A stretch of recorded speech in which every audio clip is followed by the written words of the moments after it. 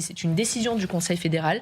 Sauf que selon un média suisse qui a mené une enquête extrêmement poussée sur la question, au cours des 5 premiers mois de l'année 2023, 38 tonnes d'or d'origine russe sont arrivées en Russie en provenance de Grande-Bretagne.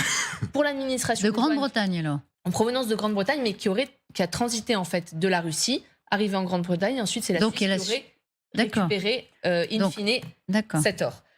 Pour l'administration, justement, l'administration des douanes dit non, mais tout est légal en fait, parce que l'or était stocké en Grande-Bretagne avant la guerre, sauf qu'il transiterait encore aujourd'hui et servirait de fait l'effort de guerre. La Suisse, sachez-le, c'est le site de raffinage de l'or qui est le plus important au monde. Elle raffine l'or, le verse en lingots et le refait transiter avec le cachet totalement inoffensif de la Suisse. Les premiers acheteurs in fine sont la Chine et l'Inde. S'assurer une sécurité avec l'or, c'est s'assurer effectivement un coussin de protection pour la Russie qui, de fait, peut s'écarter un petit peu des sanctions internationales. Fascinant. Ce circuit de blanchiment de l'or est fascinant. 114 millions par mois qui parviennent, qui tombent dans les caisses du Kremlin grâce à cet or africain.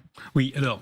Ça fait beaucoup d'argent quand même. Oui, ça fait beaucoup d'argent. 2,5 milliards en tout. Personnellement, ça ne m'étonne pas beaucoup. Parce que si on retourne à l'origine de ce qu'est le régime de Poutine, c'est un régime qui est à la fois militaire, des extraits des anciens des communistes et de beaucoup de mafias.